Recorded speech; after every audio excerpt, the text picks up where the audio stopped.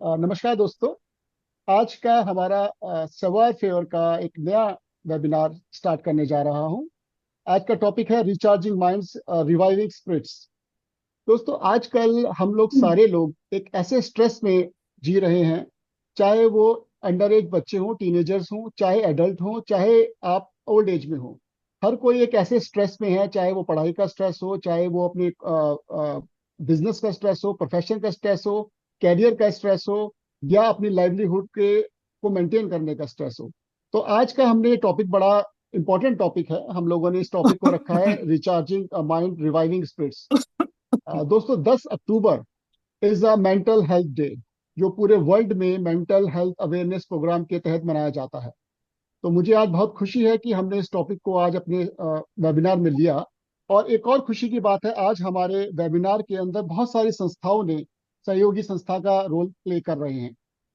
मैं आप सबको बताना चाहूंगा कि Lions club new Delhi Alaknanda के साथ आज हमारा Lions district 321A1, MYM south Delhi, Rotary Gurgaon passion, blitz India, Rotaract, Manovikas charitable society और federation of Indian economic affairs जैसी बहुत बड़ी बड़ी संस्थाएं आज हमारे वेबिनार क्या सहयोगी संस्थाएं हैं। मैं ज्यादा समय ना लेते हुए मैं सबसे पहले आपसे रूबरू कराना चाहता हूं हमारे सेवर फेवर के फाउंडर कन्वीनर, जो कि हमारे lions club new Delhi Alaknanda के चार्टर्ड मेंबर भी हैं, और पिछले 33 सालों से हमारे लॉयन मेंबर्स का मार्गदर्शन भी कर रहे हैं, और सवाल फेयर को कंसीव करने में उनका बहुत बड़ा योगदान रहा। मैं इंट्रोड्यूस करना चाहूंगा हमारे गुरु लॉयन अरविंद शारदा जी का, कि वो प्लीज आए और इस सीरीज और लॉयनिज्म के बारे में आपको रूबरू कराएं। अरविंद जी, बहुत वेलकम। बहुत बहुत धन्यवाद इन शब्दों के लिए। तो मैं आई एम ओवरवेल्म्ड। और अदीप वीर जैन डिस्ट्रिक्ट ट्रेजरर भी हैं, is a very senior district dignitary now. तो मैं सबका स्वागत करता हूं, आप सबका। और डॉक्टर साहब, आपको तहे दिल से शुक्रिया अदा करता हूं कि इतने कम समय में, इतनी व्यस्तता के बाद भी आपने समय निकाला। थोड़ा सा संक्षेप में सवॉय फायदे सीरीज के बारे में। ये नाम है हमारी इस वेबिनार सीरीज का। ये 12वां टॉक है। तो कोरोना के समय हमने इसको कंसीव किया था। फिजिकल स्पेस पे मिलना बड़ा मुश्किल था हम लोगों के लिए। उस दौरान काफ़ी हुए, उसके बाद भी काफ़ी वेबिनार किए उस दौरान हमने। उसके बाद भी ये लगातार चलता गया वेबिनार। और हमारा ये सौभाग्य रहा कि इस वेबिनार में एक से एक उच्च कोटि के वक्ता आए और उन्होंने अद्भुत विषयों पर अपने अपने व्याख्यान दिए। उसी कड़ी में डॉक्टर निमेश देसाई हैं। और मुझे विश्वास है, डॉक्टर साहब से मेरा एक परिचय 10 साल से ज़्यादा का है। मुझे विश्वास है कि एक बहुत ही हम लोगों के लिए उपयोगी वेबिनार साबित होगा। और जो आज की एक समस्या है, उस पर ये वेबिनार प्रकाश डालेगा। इन्हीं शब्दों के साथ में मैं लाइन वीर जैन को वापस से सौंपता हूँ। धन्यवाद अरविंद जी, हमेशा आपका मार्गदर्शन हमारे साथ रहता है। अब मैं रिक्वेस्ट करना चाहूंगा lions club new Delhi Alaknanda के प्रेसिडेंट, एक डायनामिक पर्सनालिटी जो कि मोटिवेशनल स्पीकर भी हैं और अलग अलग प्लेटफॉर्म पे मोर देन 500 सेशंस ले चुके हैं, बहुत सारी संस्थाओं में बड़ी ऊंचे पद पे ये आसीन हैं, और फिर भी इतना टाइम निकाल के सोशल वर्क और प्रोफेशनल्स के लिए मार्गदर्शन का रोल प्ले करते हैं। Please welcome Lions CA Abhishek Jain ji, president of Lions club new Delhi Alaknanda. Abhishek ji. Thanks a lot, Adipya, for your great words. And really thankful to हमारे जो निमेश देसाई सर हैं। उन्होंने अपना टाइम, इवन इतना हेक्टिक स्केड्यूल, आज चंडीगढ़ है, वहाँ अभी हमारे सेशन के बाद में शताब्दी पकड़ने वाले हैं। तो sir, really grateful and we all welcome you on behalf of all the organisation जो यहाँ पे जिस सब ने जो सपोर्ट किया है, ज्वाइन किया है। मैं lions club new Delhi Alaknanda के बारे में हमारे व्यूवर्स को बता दूं कि लॉयंस क्लब अलकनंदा तकरीबन 33 साल से सोशली कनेक्ट है। हर एक फील्ड में, चाहे वो फ्लड हो, चाहे डिजास्टर हो, चाहे आप इस तरीके की सेमिनार हो, हम स्पेशली एबल्ड के साथ काम कर रहे हैं, सेलिब्रेशन कर रहे हैं। कदम से कदम मिला के हम फैमिली की तरह एक दूसरे से सामंजस्य रखते हुए हर एक फंक्शन और हर एक उत्सव को साथ में हम सेलिब्रेट करते हैं।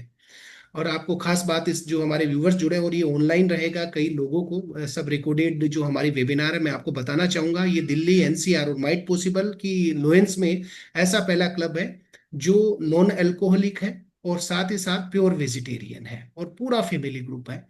और हम हिंदी की महत्ता को उच्च स्तर पर रखते हैं, कोशिश करते हैं कि हम इसके महत्व को समझ पाएं, और हमने इंटरनेशनल लेवल पर कई खिताब भी जीते हैं और दिल्ली एनसीआर का मैं प्राउड एक मेंबर हूं, और हमारा क्लब सबसे बड़ा तकरीबन हम कह सकते हैं मल्टीपल में भी हम सबसे बड़े क्लब हैं लोयंस क्लब के। मैं ज्यादा समय नहीं लूंगा, बस मैं यही कहना चाहूंगा, जो हमारी मेंटल स्टेट है, आप उस काम को तब बेहतर अंजाम दे सकते हैं जब वाकई में आपका दिमाग उस काम के साथ में स्वस्थ रूप से लगा हुआ है। अदरवाइज आप चाहे कितने भी उच्च पद पर आसीन हो, हम अगर मेंटल स्टेट के साथ, सही मेंटल स्टेट के साथ काम नहीं करते, तो हम अपने आप को साथ ही साथ अपने काम को जस्टिफाइड नहीं कर पाते। मैं सभी का स्वागत करता हूं, हमारे व्यूअर्स का, और रिक्वेस्ट करता हूं कि इस सेमिनार को आप बिल्कुल एंड तक देखें, सुने, और आपके कोई क्वेश्चन हो वो हम लास्ट तक डॉक्टर साहब से रिक्वेस्ट करके उनके आंसर लेंगे। धन्यवाद अदीप भैया। धन्यवाद अभिषेक जी। दोस्तों, हमारी एक और सहयोगी संस्था है MYM साउथ दिल्ली। हमारे बीच उसके प्रेसिडेंट CA अंकित महिपाल जी हैं। मैं रिक्वेस्ट करूंगा कि वो 2 मिनट के लिए अपना एड्रेस दें। नमस्कार जी, मैं Ankit Mahipal, by profession chartered accountant, और वर्तमान में मारवाड़ी युवा मंच साउथ दिल्ली ब्रांच का प्रेसिडेंट का कार्यभार संभाले हुए हूँ। मैं अगर संस्था के बारे में बताऊं तो हमारी संस्था साउथ दिल्ली और दिल्ली के कई और क्षेत्रों में सोशली एक्टिविटी में इन्वॉल्व है। कई करीबन 20 से 25 सालों से हम CA स्टूडेंट के लिए एक हॉस्टल चला रहे हैं। मैं खुद भी उसी हॉस्टल से पढ़ा हुआ हूँ। इसके अलावा food distribution, medicine distribution, budget पे टॉक्स जैसे महत्वपूर्ण कार्यों को भी हम साथ ही साथ कर रहे हैं। आप सभी का भी इस आप सभी का भी इस वेबिनार में सभी का स्वागत है। और हमारे लिए बड़े ही गर्व की बात है कि देश के प्रसिद्ध मनोचिकित्सक श्री निमेश देसाई जी हमारे बीच में उपस्थित है, और ये एक बड़े ही गंभीर और सोशल अपने लाइफस्टाइल से जुड़े मुद्दे पर ये हमें प्रकाशमान करेंगे। और आगे बढ़ते हुए बस मैं इतना कहना चाहूंगा कि अभी मान लो मेडिकल सोशल जो मेंटल हेल्थ से रिलेटेड जो इशू है, इससे पहले हम इसको यही सोचते थे कि जी जो दिमाग की बीमारी वो सिर्फ पागल खाने से ही रिलेटेड है, लेकिन आज लगता है कि ये हमसे सोशली जुड़ी हुई है, हमारे लाइफस्टाइल का ये किस्सा है। और पता नहीं चलता कि स्ट्रेस है तो उसकी वजह से बाल झड़ रहे हैं, या बाल झड़ रहे हैं तो उसका स्ट्रेस है। तो बस यही मेरा एक क्वेश्चन है, इसी क्वेश्चन के साथ मैं आपके साथ सामने आया हूँ और आपके जवाब पूछिए। धन्यवाद जी। धन्यवाद Ankit ji. Now it's my honour and pleasure to welcome our veteran Rotarian and Lion Sandeep Saxena ji, who is the past president of Rotary Club Gurgaon Passion. He is the advisor of Rotaract Club of World.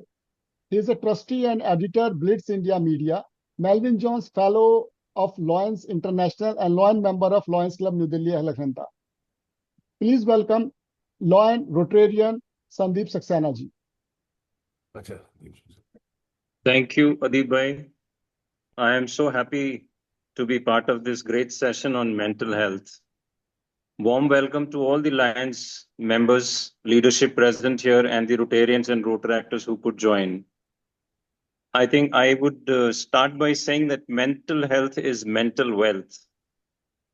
In today's fast-paced world, protecting our mental health is as vital as pursuing our ambitions. It is not a weakness to seek support. In fact, it is an act of strength and wisdom. Let us encourage open conversations, extend compassion to each other, and build a culture where young minds feel valued, understood, and empowered to thrive. I am happy to see both the Rotary and the Lions working together on this global concern facing the world today. Together, we can support the world better, serve better, and create more hope. I will close by saying, let's remind every young person, your mind matters, your voice matters, and you are never alone on this journey. And I would like to thank Adib Bhai and Abhishek Bhai for giving me this opportunity, and we look forward to hearing Dr. Desai. Thank you so much. Thank you, Deepak bhai. Sandeep bhai, दोस्तों, जैसे कि अभी बात चली कि stress सबको है, तो हमारे प्रोफेशनल्स का में भी बहुत स्ट्रेस चल रहा है आजकल। डे टू डे जो गवर्नमेंट की गाइडलाइंस आती हैं, डे टू डे जो टारगेट्स आते हैं, डे टू डे जो स्टैट्यूटरी ड्यू डेट्स आती हैं। तो हमारे साथ एक federation of Indian economic affairs, एक सीए की ऑर्गेनाइजेशन है जिसमें मोर देन 300 सीएज एसोसिएटेड हैं। और ये हमारा सौभाग्य है कि हमारे बीच उस संस्था के ट्रेजरर सीए उत्तम मोदी जी हैं। मैं रिक्वेस्ट करूंगा उत्तम मोदी जी से कि वो थोड़ा सा स्ट्रेस को लेके और इस टॉपिक को लेके अगर प्रकाश डाल सकें तो। Thank you Divya. Thank you. Thank you lions club. और मैं बोलूंगा कि बहुत इम्पोर्टेंट टॉपिक है आज का जो हमारे बीच में है। और जैसा दिव्या ने बताया कि भाई प्रोफेशनल्स को इतना स्ट्रेस है ना आज के टाइम में। हम लोग सिर्फ और सिर्फ जैसे अंकित सर ने बताया कि भाई बाल झड़ रहे हैं, उसका स्ट्रेस है, स्ट्रेस की वजह से बाल झड़ रहे हैं। तो कहीं ना कहीं हम प्रोफेशनल्स अपने बाल पकड़ के ही बैठे रहते हैं सर। तो बहुत ज्यादा स्ट्रेसफुल हो चुका है हमारा प्रोफेशनल एनवायरनमेंट। तो इसके लिए सबसे पहले थैंक यू लॉयंस क्लब को और डॉक्टर साहब को कि उन्होंने आग्रह स्वीकार किया और आज का हमारा ये सेशन लेने के लिए वो हमारे बीच में उपस्थित है। मैं federation of Indian economic affairs की तरफ से आप सब लोगों का वेलकम करता हूँ। मैं बोलूँ federation of Indian economic affairs क्या है। बेसिकली ये एक संस्था है जो कि प्रोफेशनल्स के लिए काम करती है, उनकी आवाज मैं बोलूँ बुलंद करने की कोशिश करती है। स्किल डेवलपमेंट के लिए हम लोग काम करते हैं और प्रोफेशनल्स को अपलिफ्टमेंट के लिए हम लोग काम कर रहे हैं। बट अपलिफ्ट तो कर लेंगे, बट साथ साथ में स्ट्रेस कहीं ना कहीं बढ़ता जाएगा। तो उसको मैनेज करने के लिए जो लॉयंस क्लब ने आज ये इनिशिएटिव लिया, तो हमने कहा भाई हम भी इसमें जरूर साथ निभाना चाहेंगे। तो thank you Abhishek ji also कि ये एक बहुत गंभीर मुद्दा है आज के टाइम में। जनरली देखा जाता है सर कि आज का जो प्रोफेशनल है या मैं बोलूँ यूथ है, क्योंकि एज मैं भी यूथ में ही काउंट होता हूँ, यूथ है वो क्या है कि स्ट्रेस है, हर चीज का स्ट्रेस है, चलो दारू पी लेते हैं। क्या दारू पीना सबसे एकमात्र सॉल्यूशन है? नहीं, आई थिंक। तो या फिर पहाड़ों पे चलो घूमने चले गए, सिर्फ वही सॉल्यूशन नहीं है। प्रेशर कैसे हैंडल करना है वो आज हम डॉक्टर साहब से सीखेंगे और डॉक्टर साहब बताएंगे कि भाई कैसे इस माइंड को रिचार्ज करना है। So thank you all of you, ज्यादा टाइम नहीं लूंगा। Thank you Divya, thank you lions club, thank you Abhishek sir, thank you doctor साहब, थैंक यू। थैंक यू उत्तम भाई। दोस्तों, आज ये हमारे लिए बड़ा फक्र की बात है कि हमारे डिस्ट्रिक्ट गवर्नर 321A1 लॉयन ओंकार सिंह जी हमारे बीच हैं। और मैं चाहूंगा कि वो 1 मिनट आके हमारे को आशीर्वाद भी दें और अपना जो अपना वक्तव्य है वो भी हमें पेश करें। लेट्स सर आप वेलकम लॉयन डीजी ओंकार सिंह रेणु जी। सर आप म्यूट पे हैं, अनम्यूट करिएगा और अगर वीडियो ओपन कर पाए तो और अच्छा रहेगा। सर आप म्यूट पे हैं।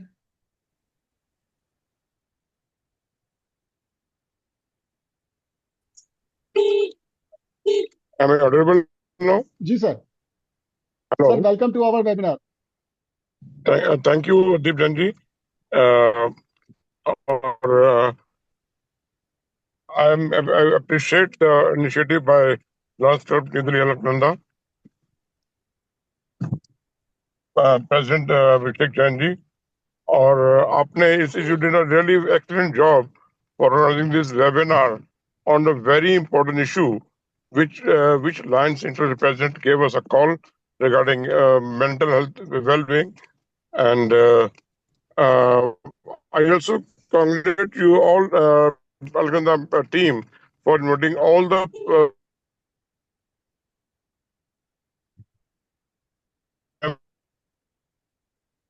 important issue of nowadays. I can see I'm just coming from another webinar from Rewari. I'm just coming from there also. There's a personal something over there regarding webinar only. Hello. जी sir. Hello. जी sir, आपकी आवाज आ रही है। I think you are travelling. Yeah, I'm traveling. So you can carry on. I'm traveling. I'm traveling. Thank you, sir. Thanks a lot for coming and sharing your views So you on can our carry on. webinar. I'll just. Thank you sir, thank you a lot.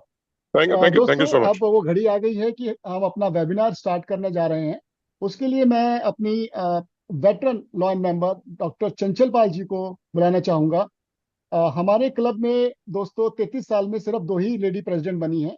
And Chanchal Pal ji was the second lady president जो हमारे club की रही, और बड़ा सुचारू रूप से उन्होंने हमारा क्लब चलाया। और जो भी मेडिकल हम लोग प्रोजेक्ट करते हैं उसकी सूत्रधार डॉक्टर चंचल पाल होती है। तो लेट्स वेलकम डॉक्टर चंचल पाल जो कि हमारे इस वेबिनार के टॉपिक और हमारे स्पीकर को इंट्रोड्यूस करेंगे। चंचल पाल जी। जी नमस्कार। एम आई नमस्कार मैम। ऑडिबल? जी मैम। जी, मेरा ये सौभाग्य है कि मैं इतनी डेकोरेटेड पर्सनैलिटी को इंट्रोड्यूस करूंगी। डॉक्टर देसाई, निमेश देसाई। आ, जैसा कि आर्मी में होता है, जितना पोस्ट होल्ड करते हैं तो तमगे मिलते जाते हैं, इसी तरह हम लोग प्रोफेशनल्स का होता है कि जितनी हम पोस्ट होल्ड करते जाते हैं उतना ही रेस्पेक्टेबल भी हो जाते हैं हमारे प्रोफेशन में। So without taking much ado, I professor doctor Nimesh Desai, जैसा आप सब जानते हैं, he is MD, MPH and MRCP secretary. He is a senior consultant, independent consultant in MH, and is a former director of IBAS Delhi. Dr. Desai is secretary and qualified public health professional with public service academic career of more than 40 years, having served in NIMHANS, which is a very, very reputed institution of psychiatry in Bengaluru, and AIIMS, Delhi. He served in IMHANS also in Delhi for 23 years, and initially as a head of the department of the psychiatry, medical, and then medical superintendent and director from 2010 to 2021. He has also been member of and CEO of the Delhi State SMAHA, which is also a very reputed organization from 2008 to 2021. And he has nearly 100 research papers. With this busy schedule, in spite of the busy schedule, he had been having 100 research papers, many research monographs, and 5 national awards for the original research and many others awards. The original research is a very difficult subject and thing, especially in psychiatry. And he has been honorary general secretary and honorary editor of IPS, and has been founder editor of IPS North Zone General. 3 times Mafetia Award winner as a best author. Tilak Venkatava Rao orator and DN Murthy Rao orator. He works actively with NGOs and community outreach programs, including radio and TV. He's a very well-known personality in our medical field. Chairman of the AAA NGO for the homeless, and also president of Manovikarita Charitable Society and NGO for the disability. He's a member of NCRT core group and mental health, and he's a very well-known personality.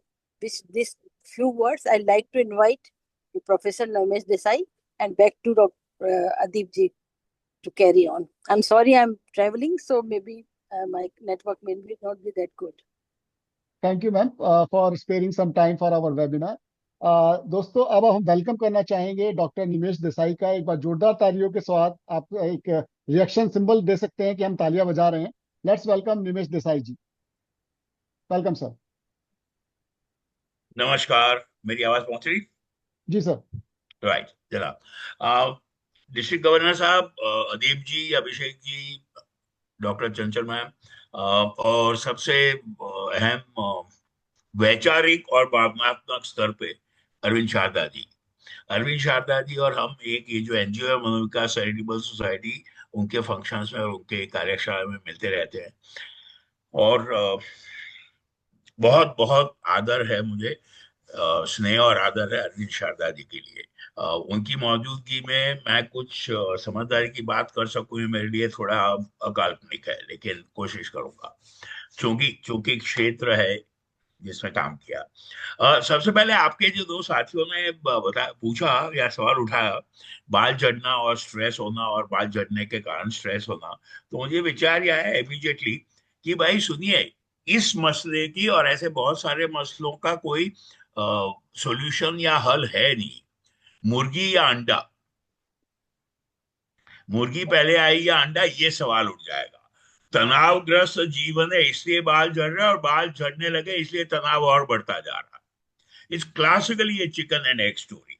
और मैं इसलिए भी mention कर रहा हूँ lighter when में शुरू करने के साथ साथ, कि जो बहुत सारे मुद्दे मानसिक स्वास्थ्य और हमारी वेल बीइंग से जुड़े हुए हैं वो सर्कुलर है।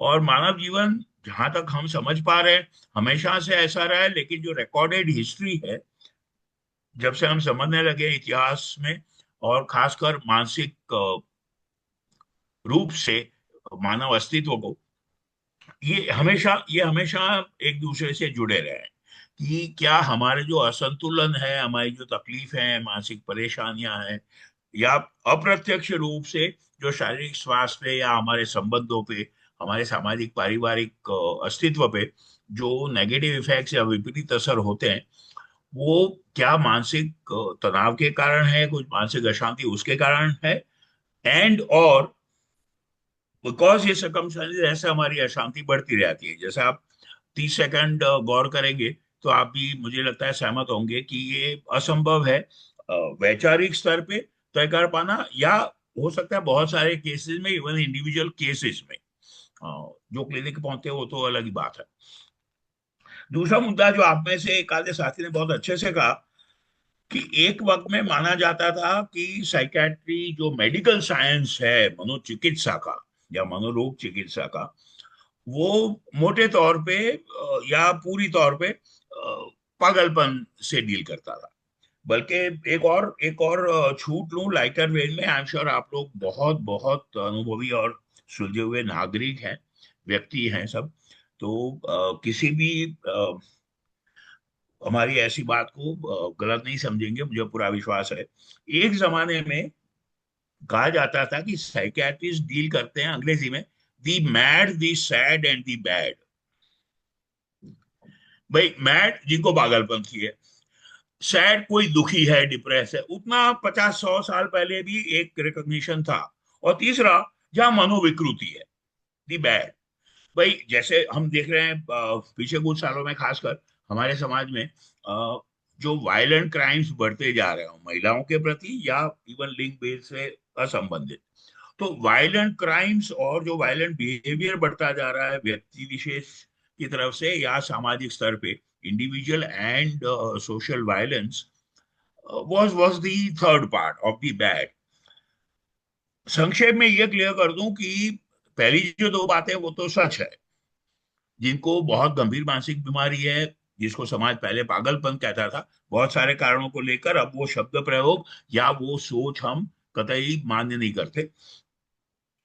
लेकिन जिनको माना जाए गंभीर मानसिक बीमारियां, जिनको अपनी सुध नहीं है, या डिप्रेशन, जिसको और एक्सपैंड करके कर ले, depression, anxiety, phobia, obsessive disorder, जो मनोविकृति की बात है, बैड बिहेवियर और वायलेंट बिहेवियर, ये पूरी तरह से शायद मनोविज्ञान या मनोचिकित्सा के क्षेत्र में नहीं माना जाए, क्योंकि forensic science, criminology, social science, बहुत सारे विज्ञान मिल जाएंगे उस मनोविकृति को, वायलेंट क्रिमिनल बिहेवियर को समझ के कुछ बदलाव लाने के लिए। लेकिन हाँ, मनोविज्ञान और मनोचिकित्सा का कुछ योगदान रहेगा उन चीजों को समझने में भी। लेकिन जो पहले दो मुद्दे उस पर थोड़ा और एक्सपैंड करें, तो जो पहले आपको कुछ शब्द याद होंगे अपने से ज्यादातर साथियों को, एक डिस्टिंक्शन होता था विज्ञान में भी, साइकोसिस एंड न्यूरोसिस।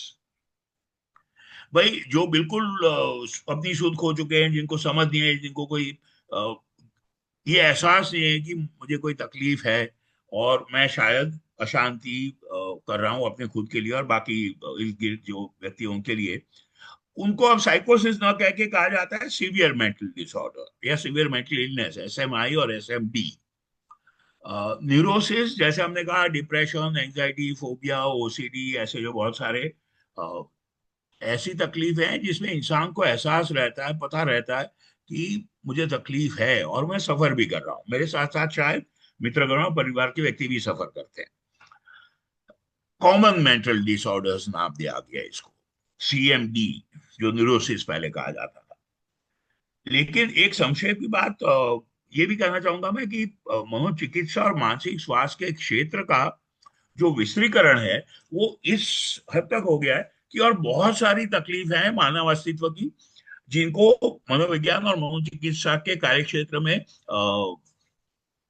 इंक्लूड कर लिया गया है, शामिल कर लिया गया, जैसे रेफरेंस किया गया अगेन अल्कोहल यूज का, तो जो सारे रासायनिक पदार्थ है जिनका सेवन करके आदत पड़ सकती है, लत की बीमारी हो सकती है, तो chemical addictions, alcohol, drug abuse, tobacco, सभी कुछ। साथ साथ ये भी जोड़ दूं बिहेवियरल एडिक्शंस, जैसे आप सबको अगेन पूरा एहसास होगा पिछले कुछ सालों में टेक एडिक्शन, टेक्नोलॉजी एडिक्शन या मोबाइल फोन एडिक्शन या गेमिंग एडिक्शन भी बहुत देखा जाने लगा और पहचाना जाने लगा। सच पूछिए तो विज्ञान में कोई बहुत नया मुद्दा नहीं है। जो बिहेवियरल एडिक्शंस हैं या व्यवहार से संबंधित, कुछ व्यवहार से संबंधित निर्भरता की बीमारी जो है, लत की, गैम्बलिंग पहले से रहा है। और मुझे हमेशा याद आता है युधिष्ठिर का उदाहरण। वही पूरी महाभारत की लड़ाई और महाभारत का कांड एक कारण ढूंढे तो वही हुआ। युधिष्ठिर को जो गेमिंग गैम्बलिंग की एडिक्शन थी और वो अपने आप को रोक नहीं पाता था, वो शुरुआत वहां से हुई। तो बिहेवियरल एडिक्शन भी कोई नई चीज नहीं है, लेकिन कम कम एम्फेसाइज किया जाता था। समाज का और विज्ञान का एम्फेसिस रहता था केमिकल एडिक्शंस पे, रासायनिक पदार्थों से जो लत की बीमारी लगती है। अब 21वीं सदी में टेक्नोलॉजी के कारण, सोशल मीडिया और गेमिंग के कारण वो एक नए रूप में सामने आ गया, जो बहुत अलग पावरफुल नेगेटिव इम्पैक्ट वाला स्वरूप है बिहेवियरल एडिक्शंस का। तो ये भी मनोविज्ञान और मनोचिकित्सा के मानसिक स्वास्थ्य के क्षेत्र में शामिल किया गया। बुजुर्ग अवस्था की जो समस्याएं हैं, छोटे बच्चों की जो समस्याएं हैं, किशोरावस्था की जो समस्याएं हैं, ये सारी भी इंक्लूड हो जाती हैं। तो पर्सनालिटी डिसऑर्डर्स जो जाएगा, अगर आप गौर करें, जो हमने कहा क्रिमिनल बिहेवियर की तरफ। तो कार्य क्षेत्र और जो विज्ञान का दायरा है, मनोचिकित्सा का, मनोविज्ञान का, मानसिक स्वास्थ्य का, वो बढ़ता जा रहा है। और इस मुद्दे को जरा प्लीज याद रखिएगा, फ्लैग करिएगा, क्योंकि अंत में मेरे वक्तव्य में या चर्चा के दौरान हम इस मुद्दे को फिर रिफर करेंगे। बहुत महत्व का मुद्दा है अगर समाज के लिए और लंबे अरसे में जन स्वास्थ्य के हिसाब से, पब्लिक हेल्थ के हिसाब से गौर करें। लेकिन मोटी मोटी बात यह है, कुछ आंकड़े माफ करिएगा, बहुत आंकड़ों से मैं आपको बर्डन नहीं करना चाहूंगा, लेकिन कुछ आंकड़े आपको बता दूं जिसका अगेन महत्व है अपने आप में उन आंकड़ों का, और जो मुद्दा मैं अंत में लाना चाहता हूं, सामाजिक रूप से और भारत जैसे देश का क्या भविष्य है मानसिक स्वास्थ्य के बारे में। मोटे मोटे तौर पे आंकड़े ये हैं कि विश्व भर में माना गया है 25% व्यक्तियों को निदान के योग्य और जिनको इलाज से फायदा हो सकता है ऐसी मानसिक बीमारियां हैं। जैसे शारीरिक बीमारियां, वैसे मानसिक बीमारियां जो हमने बात की वो पहचानी गई है अबाउट 25%। तो गौर करें, 4 में से 1। और मेरे पास एक स्लाइड है जो मैं अक्सर यूज करता हूं, अगेन लाइटर वे में कहें कि भैया अपने दोस्तों को इर्द गिर्द जो बैठे हैं उनको देख लीजिए, और वर्चुअल में भी कर सकते हैं वही एक्सरसाइज और आसानी से। आसपास जो अपने मित्र हैं या बैठे हैं उनको देख लीजिए, अगर 3 जने आपको नॉर्मल लगते हैं तो आपको अपना जवाब मिल गया। तो विश्व स्तर में ये कहा गया है 4 में से 1। भारतवर्ष में बहुत बहुत सुयोग की बात है कि भारतवर्ष में यह आंकड़ा करीब आधा या आधे से भी कम है, 10 से 12%। डायग्नोजेबल ट्रीटमेंट वर्दी मेंटल डिसऑर्डर्स, प्लीज गौर करें। तो 10 में से 1 व्यक्ति, विश्व स्तर पे वो 4 से 1 माना, 4 में से 1 माना जाए, हमारे यहाँ 10 to 12% है, 10 में से 1 व्यक्ति। ये एक संदर्भ की बात है कि तीसरा आंकड़ा है अमेरिका का, और उस देश की, उस समाज की मुनासिब योग्य इज्जत करता हूं मैं बहुत स्तर पे, लेकिन कुछ चीजें अमेरिकन कल्चर की, संस्कृति की और जो मानसिक स्वास्थ्य के संदर्भ में हो रहा है वो बहुत चिंताजनक है। और इसलिए मैं आंकड़ा ये जरा क्लियरली कहना चाहता हूं। जो ग्लोबल फिगर्स 25% है, इंडिया की फिगर्स 10 से 12% है, वहां अमेरिका का आंकड़ा है 50%। तो अगर अमेरिकन संदर्भ में पूछा जाए, देखा जाए, तो मानसिक रोगियों की संख्या 50% है। अच्छा, एक और लाइटर वेज में, और ये मैं ऑफिशियली भी पूछा हुआ अमेरिकन डेलीगेशन से 25 साल पहले और पूछता रहता हूं, कि भैया एक बात बताओ, अगर 4 में से 2 मानसिक रूप से बीमार हैं तो कौन किसका डायग्नोसिस करता? ये तो मैटर ऑफ ओपिनियन हो गया ना भाई। 10 में से 1 हो तो इजी है, 4 में से 1 भी हो तो रिलेटिवली इजी है। जो भी हो वो, बहरहाल वो अपनी जगह एक और विवाद है। डायग्नोसिस अमेरिकन ने जो शुरू किए हैं, बट मोटे तौर पे ये आंकड़े हैं। अब वो जो 10-12% है या विश्व का भी 25% है, उसको एक और कदम चल के बारीकी से समझ लें। जो साइकोसिस हमने कहा, सीवियर मेंटल इलनेसेस, उसकी तादाद विश्व भर में समय के साथ या जगह के साथ बदलती नहीं है, क्योंकि वो मोटे तौर पे अनुवांशिक है, जीनेटिक है। 1 to 2%, ज्यादा से ज्यादा 2 to 3%। तो किसी भी पॉपुलेशन में, किसी भी समय पे, किसी भी जगह पे साइकोसिस की तादाद रहेगी 1 to 2%, maximally 2 to 3%। Timbuktu, London, Jhumri Talaiya, कोई भी जगह ले लो, शहर, गांव, कुछ भी ले लो। जो फर्क पड़ता है इंडियन फिगर्स, ग्लोबल फिगर्स और अमेरिकन फिगर्स में, वो फर्क पड़ता है जो न्यूरोसिस है, कॉमन मेंटल डिसऑर्डर्स है, या अल्कोहल ड्रग अब्यूज प्रॉब्लम्स है। आप गौर करेंगे, क्योंकि ये मिनिमल हद तक जेनेटिकली डिटरमाइंड है, बहुत मिनिमली, लेकिन मोटे तौर पे बाहरी माहौल से प्रभावित है, पारिवारिक, सामाजिक और देश का जो भी पॉलिटिकल इकोनॉमिक भी है, और अपनी अपनी खुद साइकोलॉजिकल कोपिंग से, जिसके बारे में हम और समझना चाहते हैं आज। तो जो फर्क पड़ता है आंकड़ों में, वो फर्क पड़ता है वो दूसरे ग्रुप से, वेस्ट में और ईस्ट में भी, भारतवर्ष में या किसी भी प्रदेश में, शहरों में और गांव में भी। शहरों में साइकोसिस की फिगर वही रहेगी, गांव में, शहर में, लेकिन न्यूरोसिस की, डिप्रेशन, एंजाइटी की फिगर बदल जाती है, शहरों में बढ़ जाती है। बहुत बदनसीबी की बात है कि जेंडर डिफरेंस भी है। महिलाओं में डिप्रेशन आज से करीब 50-60 साल पहले पाया गया था, 2 से 3 गुना ज्यादा तादाद में होता। तो जो फिगर्स है वो महिलाओं में मानसिक रोग की ज्यादा हो जाती है। और यहाँ भी एक बात क्लियर कर दूं, लाइटर वेन में भी, मजाकिया तौर पे भी, लेकिन गंभीरता से, कोई मर्द ये समझने की गलती ना करे इन आंकड़ों से कि देखो हम तो कह रहे थे फीमेल तो वीकर सेक्स है। बिल्कुल गलत। अगर महिलाओं में मानसिक रोगों की तादाद ज्यादा है तो उसके लिए हमने जो किया है सदियों से, वो जिम्मेवार है। जो एक्सप्लॉइटेशन और जो शोषण और जो डिस्क्रिमिनेशन हुआ है, वो जिम्मेवार है।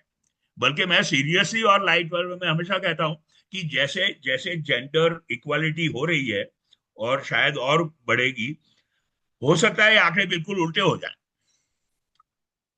संभव है 2050 या 60 तक। बहरहाल वो एक अपनी जगह मुद्दा है विवाद का, चर्चा का। तो प्लीज गौर करें कि जो बाहरी हालात हैं बहुत सारे पहलुओं में, वो प्रभावित करते हैं किसी एक व्यक्ति में मानसिक रोग होगा नहीं होगा, या समाज में कितनी तादाद में मानसिक रोगी पाए जाएंगे। तो मनोचिकित्सा के क्षेत्र की कितनी जरूरत है। अब नेक्स्ट मुद्दे पे आए। ये तो अब तक हम बात कर रहे हैं पिछले 2-4 मिनट में, पहले की भूमिका के बाद, मानसिक रोगों की जो तादाद है वो है एक लेवल मानसिक स्वास्थ्य की सेवाओं की जरूरत, या मेंटल हेल्थ और साइकोलॉजिकल नीड्स, सर्विस नीड्स किसी भी समाज की। दूसरा स्तर है, जैसे रेफरेंस किया गया आप लोगों को इंट्रोडक्टरी रिमार्क्स में, मानसिक तनाव, मानसिक परेशानी जो बीमारी की हद तक ना हो।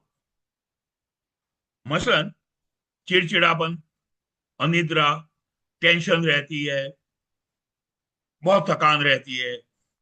शायद डिप्रेशन या एंजाइटी का डायग्नोसिस ना बने, लेकिन सिग्निफिकेंट प्रॉब्लम हो रही है रोजाना जीवन में।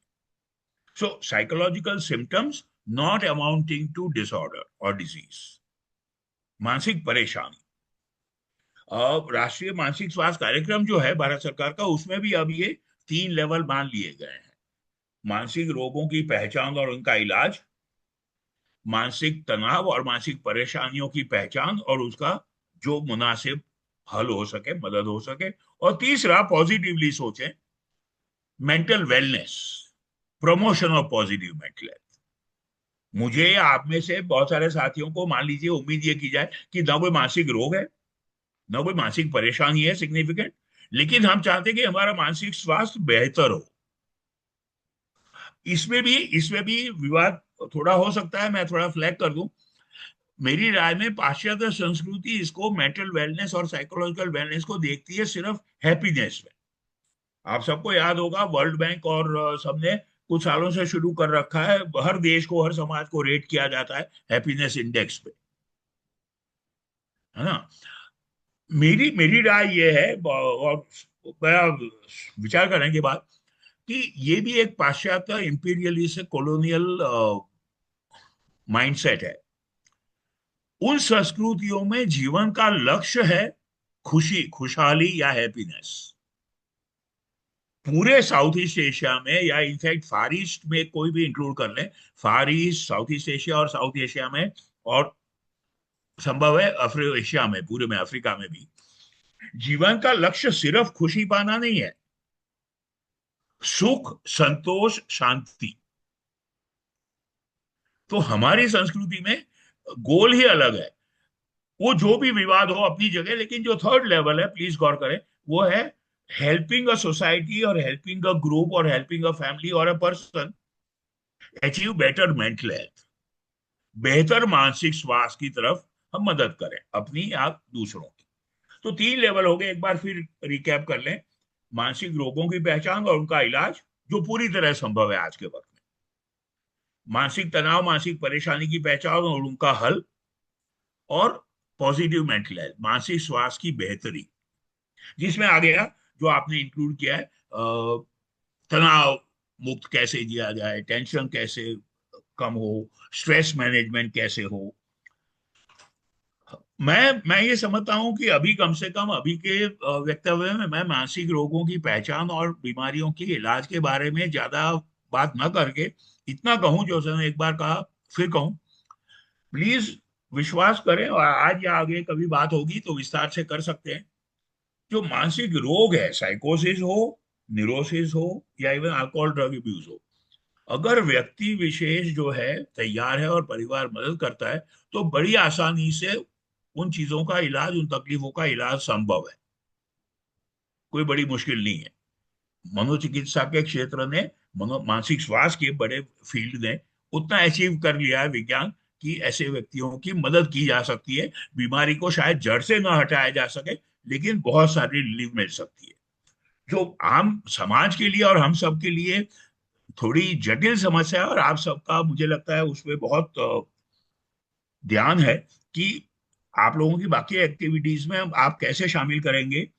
जो सेकंड लेवल है, साइकोलॉजिकल डिस्ट्रेस, मानसिक परेशानी को पहचानना और उनका तोड़ या उनका हल। एक एक मुद्दा संक्षेप में और कह दूं कि कोविड के दौरान जैसे कुछ अगेन बात की गई संक्षेप में, आई थिंक अरविंद जी की तरफ से, जैसे वेबिनार आपने शुरू किए, बदनसीबी से बहुत सारे हमारे साथी भी और बहुत सारे न बहुत अच्छे से समझते हुए व्यक्तियों को यह डर था कि भाई कोविड महामारी के बाद साइकियाट्री की महामारी शुरू हो जाएगी, मानसिक बीमारियां इतनी तादाद में बढ़ जाएगी। मैं उस वक्त भी मानता था, अरविंद जी शायद होते भी थे बहुत सारे वेबिनार्स में साथ, और मैं अभी भी आंकड़े अब क्लियर है, ऐसा कुछ नहीं हुआ, साइकियाट्रिक एपिडेमिक नहीं हुआ है। तो एक संतोष का विषय विश्व भर में और खासकर हमारे देश में, दक्षिण एशिया में। हाँ, जो उस वक्त भी हुआ था, 2-2.5 साल करीब, कम से कम 2 साल हम सब गुजरे, और अभी भी चल रहा है, उसके प्रत्यक्ष अप्रत्यक्ष परिणाम के रूप, वो है इंक्रीज इन साइकोलॉजिकल डिस्ट्रेस। जो सेकंड लेवल है उसमें बढ़ोतरी हुई और बढ़ती रही है, और कारणों को लेकर और महामारी के कारण।